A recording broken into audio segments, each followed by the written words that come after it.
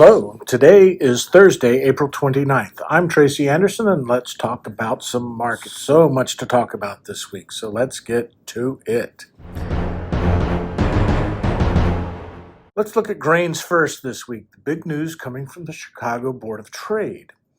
Effective May 2nd, they're raising the daily change limit for several commodities, including corn. Raising the daily limit from 25 cents a bushel up to 40 cents a bushel, and raising soy oil from 2.5 cents a pound to 3.5 cents a pound. For us, it means prices can move higher more quickly.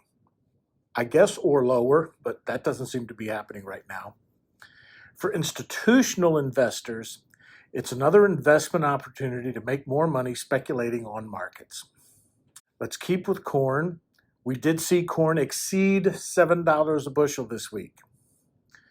Fortunately, it has receded from that a bit. Today's close was $6.68, up from last week at $6.35. Soy oil continues to move higher as well. I spoke with an employee of an oil processor this week who told me, hard to believe, but we really could see $50 fry shortening. This is frightening. It's just incredible pricing and the supplies are tight.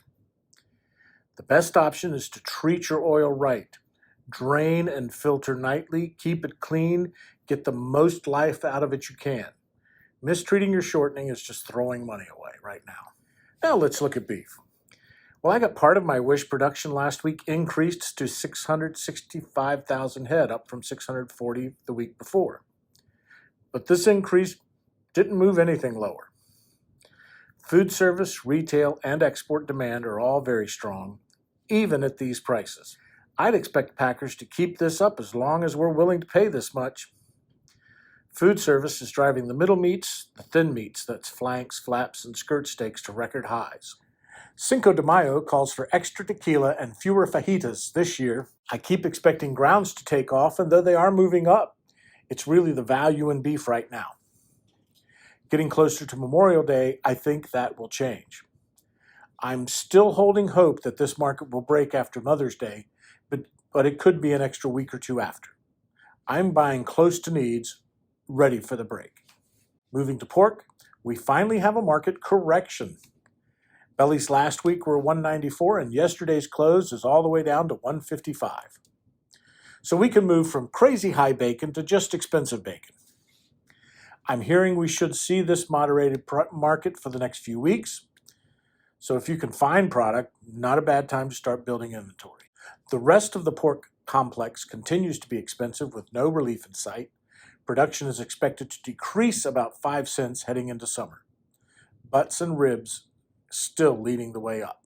And finally, a quick look at dairy markets on the CME this week. Pretty quiet. Through Thursday, barrels up 1.5. Block is up 1, and butter has no change. There's plenty of milk to supply the industry. Again, re-emerging food service is keeping this market up. Traditionally, we'll see a rising market in May, and I believe this year dairy will be sticking with tradition. Well, it's a wild time to be in the food business. I'm done for now. Thanks for listening, and we'll do it again next week.